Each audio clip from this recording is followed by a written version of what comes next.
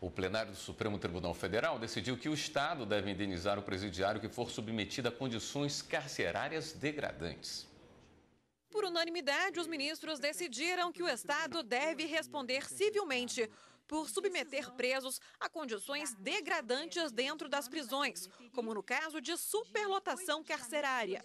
Houve divergência apenas quanto à forma de indenização. O ministro Luiz Roberto Barroso propôs que o preso seja indenizado com a diminuição da pena e não com pagamento em dinheiro. Eu penso que a indenização pecuniária, neste caso, eu penso que ela não tem como funcionar bem.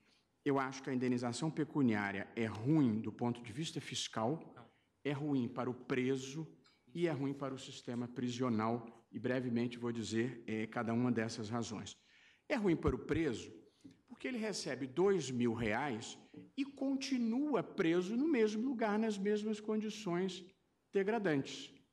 Portanto, esta indenização não tem o condão de minimamente afetar a situação real em que ele vive. Ele foi acompanhado pelos ministros Luiz Fux e Celso de Mello. É a que melhor atende aos anseios de justiça. E como já se disse em outra sede, justiça é algo que não se aprende, é algo que se sente. Por isso é que, na antiguidade, a sentença era aquilo que foi sentido pelo juiz. E o sentimento de justiça converge exatamente para essa solução engenhosa proposta pelo ministro Luiz Roberto Barroso, que está de acordo com essa regra procedendo, que impõe ao magistrado, dentre outros valores que ele deve considerar na sua solução judicial, o atendimento ao princípio da eficiência da resposta judicial. Então, nessa parte da consequencialista do voto, eu vou pedir vênia para acompanhar o ministro Luiz Roberto Barroso. O judiciário, muitas vezes, se antecipa ao legislador. O judiciário, movido pelo espírito do tempo, não é? Pelo Zeitgeist, não é? Mostra-se, muitas vezes, pioneiro na adoção de soluções que, posteriormente, vêm a ser implementadas pelo legislador. Na década de 70, no estado de São Paulo, eu tenho a impressão que foi em 1974, o Conselho Superior da Magistratura, um órgão colegiado do Egrégio Tribunal de Justiça do Estado de São Paulo, editou um provimento, portanto, um ato de natureza administrativa, um provimento de conteúdo normativo. Mas a maioria dos ministros entendeu que a indenização deve ser paga em dinheiro. Esta modalidade de remissão de pena, especificamente, ela não foi um objeto de um debate mais robusto em todo este processo. Ela se colocou aqui a partir da importantíssima contribuição do ministro Luiz Roberto Barroso.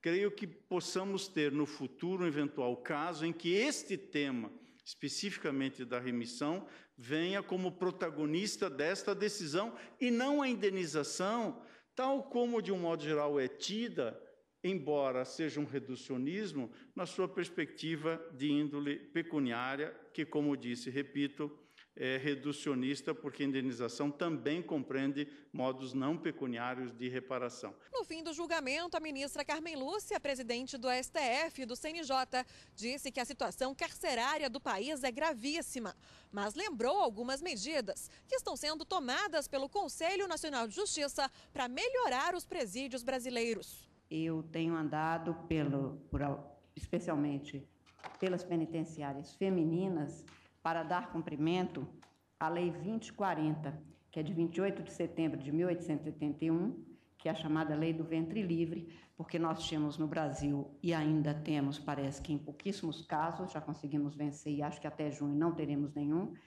mulheres que tinham as suas crianças, os seus partos, nas penitenciárias, algumas algemadas durante o parto. Isso, particularmente, já foi vencido com a criação de centros de referências e os direitos de quase todos os governadores, parece que pelo menos 18 já me deram ciência de que já não tem essa situação, as mulheres agora estão, claro que é 5% apenas da população carcerária, e deste é um mínimo o número de mulheres grávidas. O ministro Edson Fachin leu a tese de repercussão geral. Considerando que é dever do Estado, imposto pelo sistema normativo, manter em seus presídios os padrões mínimos de humanidade previstos no ordenamento jurídico, é de sua responsabilidade, nos termos do artigo 37, parágrafo 6º da Constituição, a obrigação